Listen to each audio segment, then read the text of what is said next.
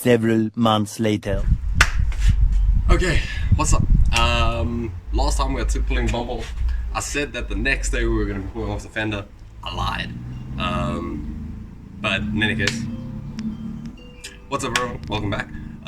So today we are going to be prepping the car to get the motor pulled tomorrow when Thailand gets here with the engine hoist. So we went and picked up the engine stand, we got the full gasket set, we got everything.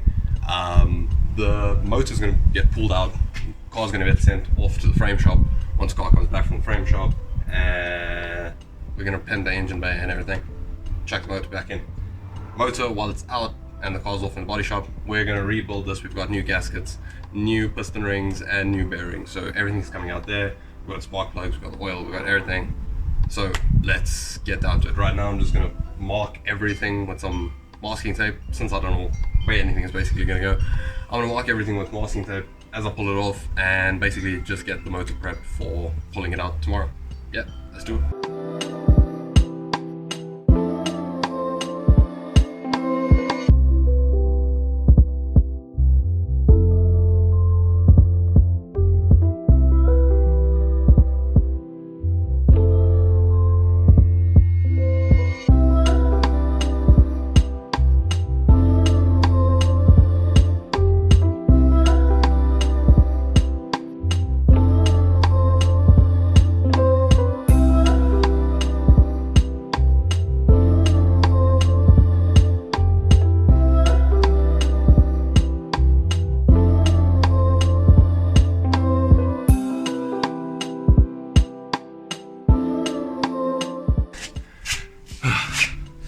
Okay, so to get an idea of what we're dealing with, yeah, that's just a whole bunch of filler. All of these water pipes have just been bent around there. That's not even, yeah, but yeah. So far we got all of the engine. So far we got all of the wiring out. Most of the plumbing's off. We just have to do the oil as well as the coolant tomorrow when we're going to be pulling the motor out. Yeah, and then once we do that, I don't know what we're going to do about the air conditioner. Never dealt with those before. So I'll do a little bit of research tonight. We'll try and figure out what's going on, and yeah, we should be ready to pull that motor out. So, yeah.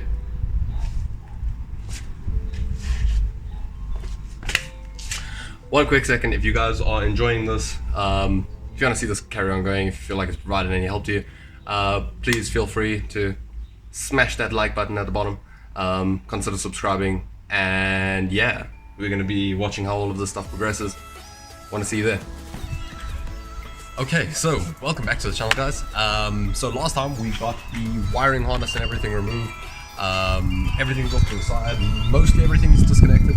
Right now we just need to go and disconnect all of the remaining hoses. We need to drain the coolant and the oil, and then once that's all out, we can start finalizing everything else that needs to be removed. And then we got an engine crane from my homie Thailand. Shout out Thailand, thank you for letting us use that. We have the engine stand in the back that just needs to be assembled, and yeah, we're gonna see how far we can get today, getting everything disassembled, and yeah, hopefully get the motor out. Probably not gonna happen today, maybe tomorrow, maybe the next day. Let's see how it goes. Cool.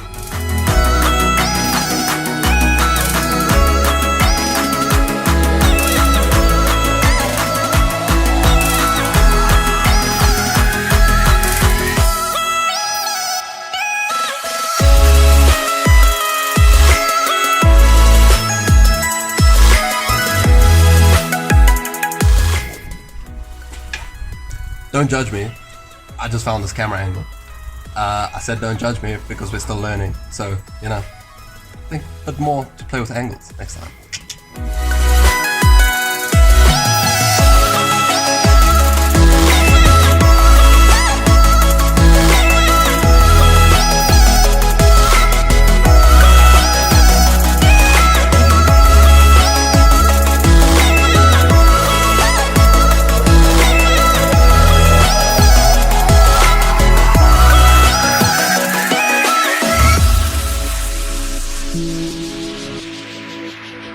Okay,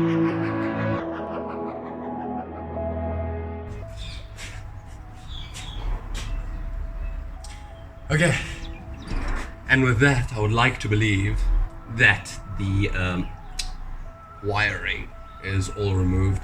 After much effort and fighting to try and get the alternator and everything else disconnected, tracing wires back, I then realized a little while later that this entire loom can come with the motor. Yeah, like I said, we're learning, guys, we're learning. Shh, yeah. Act like none of that other stuff ever happened. So now it is probably time to actually do the fluids. Next on that side, I think power steering needs to be disconnected. Intake hoses, boost pipes, all of those need to be disconnected on that side. Not 100% sure what else that side. We also need to get the aircon. I don't know how I'm going to do that yet. I was told open the valve and run. We'll see when we get to that. But yeah, let's start off with fluids. Okay, so how to remove your fluid in 2 steps. Step 1, have fluids. Step 2, remove fluids. Okay, now but seriously, for those of you who, I know mostly everyone's done fluid changes on their cars before, if you don't have pans, oil bottle, cut a hole in it, then when you need to actually, like, I don't know, get rid of the oil, right? You can always just tilt it over, open up the side, grab another empty oil bottle and pour it in there, and you got that, and then there you go, you got this manky ass thing, but hey, it works, and it works pretty well. So just cut a hole in the top. There you go, catch all the oils like that. So we're gonna now do oil draining. The radiator, there isn't coolant in it, so it's just water and rust. So I'm more than likely just gonna drain it, not like get rid of it safely, because like I said, there's no coolant in it, so it's not gonna damage anything, really. Okay, let's do it.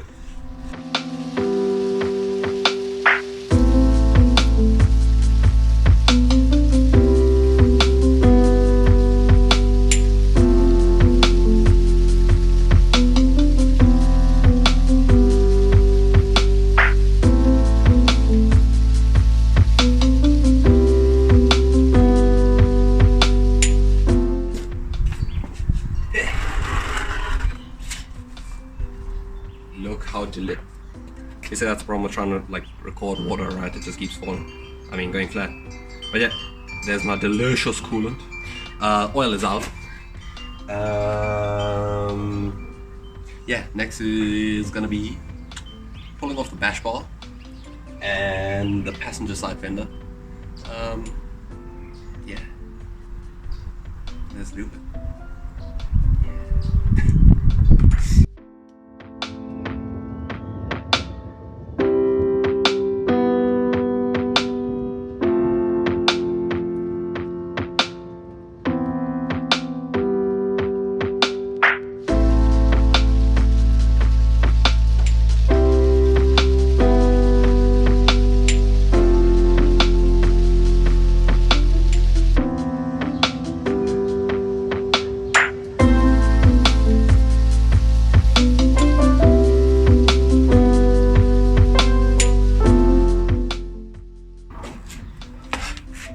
The wonders that is this build continues to just generously pour down. So, bash bar is basically off the side. On the other side, let me show you.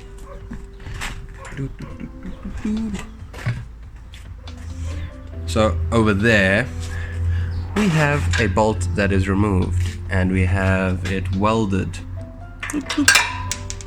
Yeah, that was a spacer. They were using that as just kind of a spacer inside there so that they could actually tighten it down on the side. But, you know, it's all good. Jeez. Okay, and then radiator support. So you know there's no radiator support there where there should be one. And then, on this side, watch how supportive this radiator support is. That's a lot of support. This radiator, I don't even know if it's held in at the bottom. I don't know. It moves around a lot.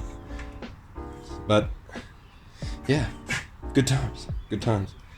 I need to grab the angle grinder, cut off that section. And then yeah, then we can pull off the bash bar. As you may have seen, I left the fender on. Why, you might ask? I got halfway through, removed all of these bolts, realized my door was too close to the side there. Wasn't really in the mood to push the car out right now. I'll pull that fender off when I'll pull that fender off some other time. Okay. Okay, so it is officially the next day. I was too lazy to go out yesterday and go and buy another grinding disc thing. So I went out today during lunch, picked up a, I don't know, Bosch metal grinding thing, as well as a little flapper disc.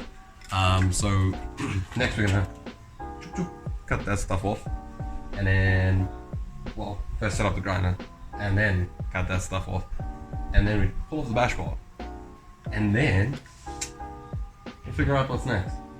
I don't have safety goggles, so you know I got like sunglasses for now. Safety goggles are coming next week. I've already ordered them, but I kind of just wanted to cut this off now. Should be okay for now. Not ideal. Don't try this at home. Let it be known that I hate angle grinders. These are like the most terrifying things that have ever existed. Like, I'm good with power tools. This thing just doesn't feel safe or stable in any which way possible. Not because this one specifically, just angle grinders in general. So, yeah.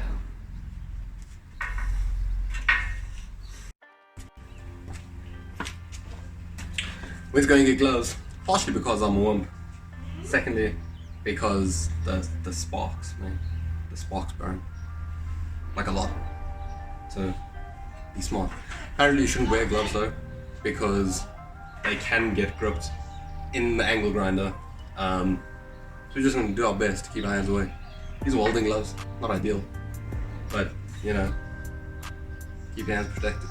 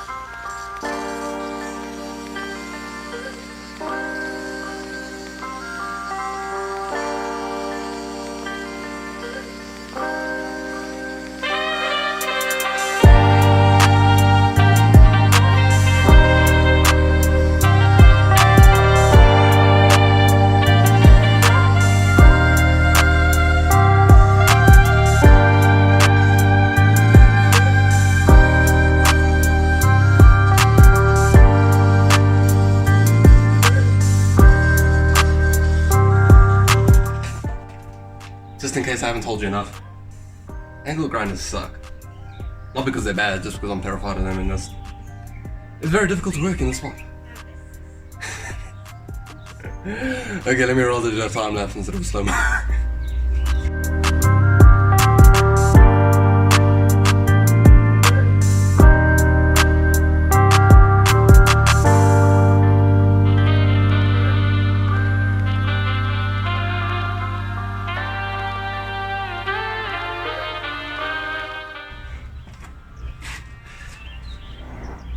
call that a success.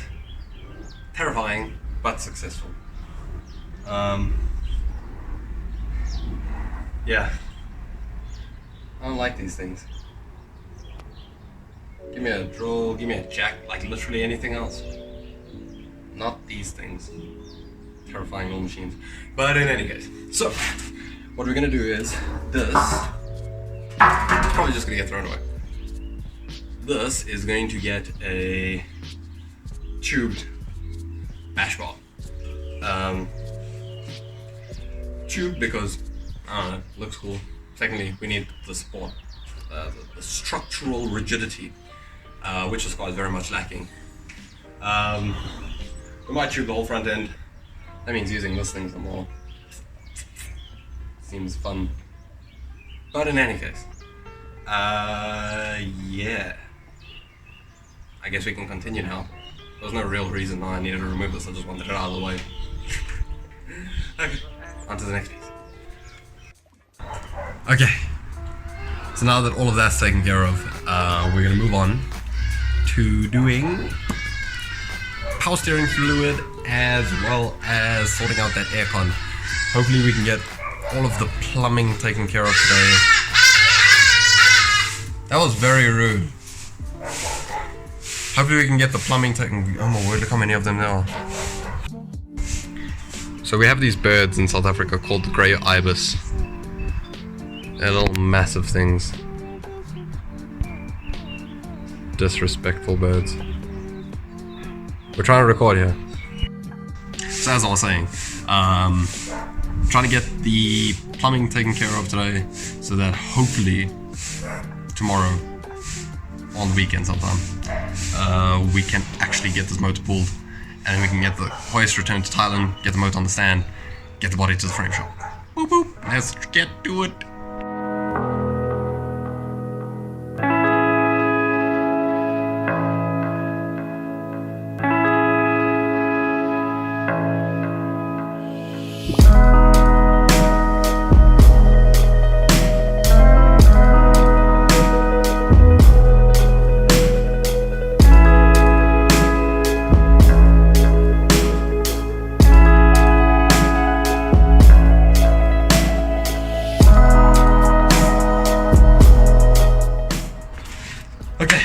Now that we've messed a sufficient amount of power steering fluid on the floor so that, you know, the floor has more power, I'm now going to move on to the air conditioner. For legal reasons, I'm not going to show how I'm going to legally get rid of the air conditioning gas. It's completely legal, I promise. I promise.